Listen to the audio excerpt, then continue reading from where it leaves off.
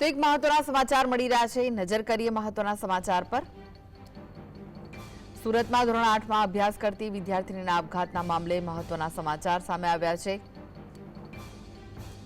7 દિવસ થયા છતાં સ્કૂલ સામે કોઈ કાર્યવાહી કરવામાં આવી નથી, જેથી લોકોમાં રોષ જોવા મળી રહ્યો છે। ડીઓ અને પોલીસ માત્ર તપાસના નામે દેખાવ કરી રહી છે।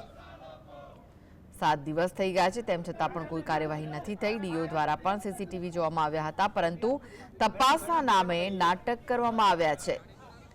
તો આજે રાજસ્થાન પરિવારના લોકો પોલીસ કમિશનરને રજૂઆત કરશે।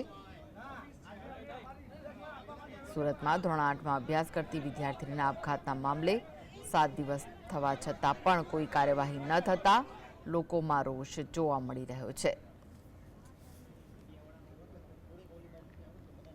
તો આ વિશે વધુ માહિતી માટે જોડાઈ ગયા છે સુરતથી સંવાદદાતા સાહિદ। 7 દિવસ થઈ ગયા છે, તેમ છતાં પણ સ્કૂલ સામે કોઈ કાર્યવાહી નથી કરવામાં આવી, શું વિગતો મળી રહી છે?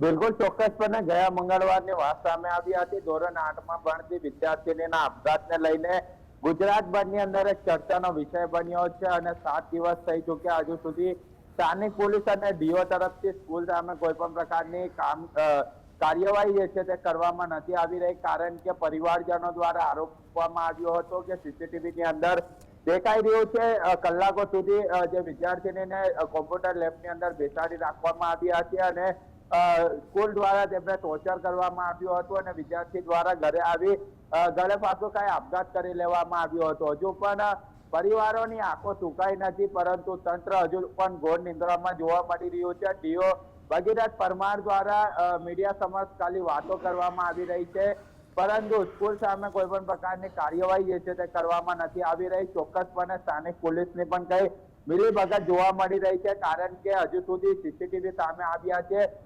સ્કૂલ સામે કોઈ પણ પ્રકારની કાર્યવાહી જે છે તે સ્થાનિક પોલીસ અને ડીઓ તરફથી કરવામાં નથી આવી।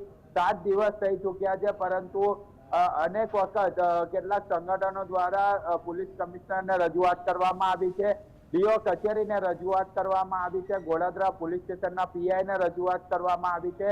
રાજસ્થાન પરિવાર દ્વારા ગતરોજ રેલી કાઢી ગોળાદરા પોલીસ સ્ટેશનના પીઆઈને પણ જણાવવામાં આવ્યું હતું કે સ્કૂલ સામે કાર્યવાહી કરવામાં આવે, પરંતુ સ્થાનિક પોલીસ અને ડીઓ તરફથી સ્કૂલ સામે કોઈ પણ પ્રકારની હજી સુધી કાર્યવાહી જે છે તે કરવામાં નથી આવી। કેમ કાર્યવાહી નથી કરાઈ? બિલકુલ ચોક્કસપણે હજી સુધી જે રીતના કાર્યવાહી એક પછી એક તેમના અધિકારીઓના ગોળ ગોળ જવાબ જે છે તે સામે આવી રહ્યા છે। સ્થાનિક પોલીસ સ્ટેશનના પીઆઈ જણાવી રહ્યા છે કે